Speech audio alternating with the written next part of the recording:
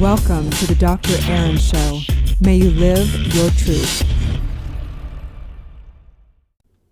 Live from Los Angeles, this is Dr. Erin. We come together each morning to know the truth, live on spiritual principle, and align with universal law, and align with our truth. You have a specific truth and a gift and message to bring to the world, and so it is. We also come together as a community through Soul Society, committed to being the #1 spiritual leaders community in the world, committed to enlightenment, empowerment, and entrepreneurship. So we come together online and offline and all the above, teaching truth, teaching principle, living our best lives. So let's do this, you guys. Today, let's talk about releasing and letting go limited beliefs.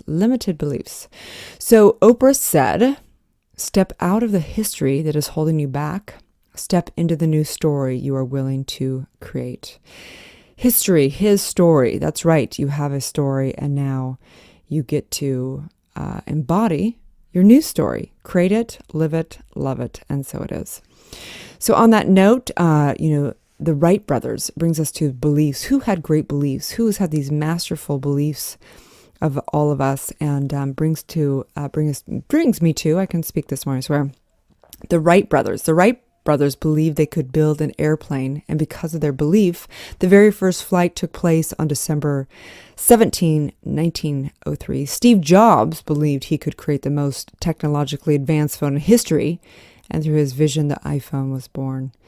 Ada Lovelace believed she could program a machine with mathematical algorithms, and became her determination. The first computer was programmed. What? A woman programmed the first computer. I never knew that. Anyway, solar power pioneer Dr. Maria Telkes believed she could heat a home entirely by solar power, and the very first solar-only home was built in 1947. Edwin Hubble believed he could take a man to the moon, and through his perseverance, he invented the first Hubble Space Telescope, which was the impetus to space travel. So the point is this, right? There are infinite beliefs, you guys. You can believe you can do it, or you believe you can't do it. And either way, you are correct, right? There are so many potential creations, so many galaxies. It is infinite. There are so many beliefs, just as many beliefs. A woman or man can or can't create whatever they truly believe. And this is the same thing called thought, called belief, took us to the moon. And it can also put us in a box, into your own prison cell. Which do you want? Which beliefs are you going to energize, right? That's what we're up to here. So the entire physical and material world is made up of substance, of form, which is created by the intelligence of consciousness, informing and directing energy into matter. And just like matter is created, it too is the experience of life of our perception. And so your viewpoint, your individual use of this thing, of the universal law, is your greatest gift. You have this great playground that we get to create our consciousness in. And the reality is this: energy is 99.9% empty space that is formed. It's informed by you, by the observer. And it collapses this energy into either a wave or a particle, just like a binary code of the universal matrix. And so I just know this matrix. I can speak today. I swear it's been an early morning. I'm a little groggy still. Knowing that this matrix, this entire matrix, this binary code is what we direct this, and then we create this thing. It's almost like, this computer matrix we're living in. And we know this by quantum physics demonstrates this. There's a doctor called Dr. Fred Alan Wolf, and I remember watching What the Bleep Is years ago, and it showed us this thing. It showed us how we, the observer, create things into a particle or wave. Like, we're that powerful. It's extraordinary, you guys. You have any idea the power of even just how you perceive, the attitude that you have, the gratitude that you have, all this, knowing that in this, that you have this thing called consciousness. You get to inform life, and you get to actually affect this physical realm. How cool is that? So the first step in really embodying and releasing limiting beliefs is going in and spotting them. The first, most important thing is to just become aware. What do you believe? What's serving you and what's no longer serving you? A lot of the work I do one-on-one with people to release their limiting beliefs is getting into trauma work.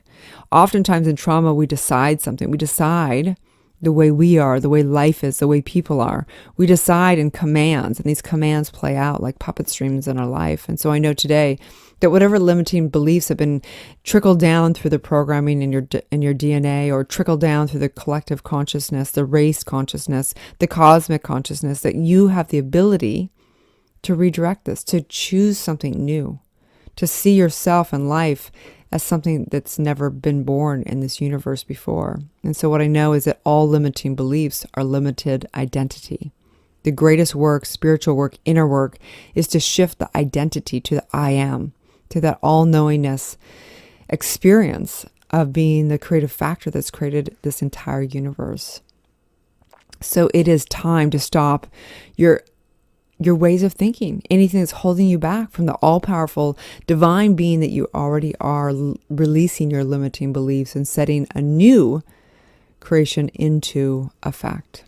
And so on this day, the universal law is the law of divine will. The absolute truth is that God's will is your will. This law works in direct proportion to your ability to direct energy upon universal law by the power of your mind and the conviction of your heart. Divine will has nothing to do with using force upon the physical realm.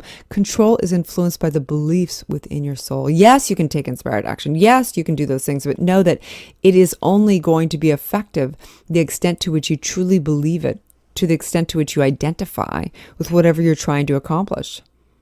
And so on this note, today's challenge is to become fascinated by people's beliefs. It's so fascinating what people believe and what they do with their energy. So becoming fascinated with people's beliefs. I remember a mentor of mine challenged me to do this years ago. Anytime I was frustrated with people, anytime I wanted them to be different than they were, anytime I was getting upset, he would just say, become fascinated by what they're doing with their energy, by how they're using it, how they're creating it, what they believe. And it became like a big game. It was like I was no longer like tormented by how people were being. I basically got to this space where I was just able to just enjoy people and just, have compassion and become fascinated, kind of giggle at what they were creating for themselves. So notice other people's beliefs. How do they view the world? How do they think, it is? What do they can perceive right as wrong? So what do you think other people should do? What limiting beliefs do they have? How do they perceive themselves to be? Start to become aware of what people are focusing on due to their beliefs. Just become a witnesser of it. This is how you master being a coach and being a leader, is you begin to understand human behavior. Looking at people and understanding, questioning and just considering, what do they find difficult or easy? How do they perceive life? How do they perceive money? How do they perceive relationships? How do they view life? Do they view it as mundane or miraculous? And so as you contemplate this, just beginning to perceive and allow people to have their beliefs, that's the daily spiritual practice, allowing people to have their own beliefs. They get to do that. You don't get to play God for them. You get to just simply know the perfection and their divinity. And so just on this note, I just I'll never ever forget a mentor of mine saying that if you don't hold somebody for their true divinity and hold them in their light and know the perfection of who they are, you don't deserve to be in their life. And I was like, whoa, there's a game changer. So try that on for size. So on this note, I just know perfection, knowing that you are not your beliefs, you are the creator of your beliefs. And so you just get to create whatever you want, the new identity of yourself, knowing that you get to live your truth as together we say. And so it is. Thanks again for tuning in to Dr. Erin and Soul Society podcast.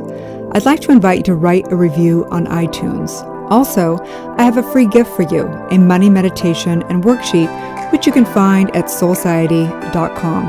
That's www.soulciete.com. Or 30 guided meditations at drerin.tv. That's www.drerin.tv. We also hold monthly Soul Society events that are all about transformation and building extraordinary community.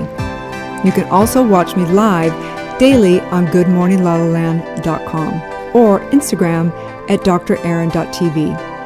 Grab your free Manifestation Masterclass with the purchase of my international best-selling book, Awakening, a 40-day guide to unleashing your spiritual powers, life purpose, and manifesting your dreams at erinfallhaskell.com/awakening book.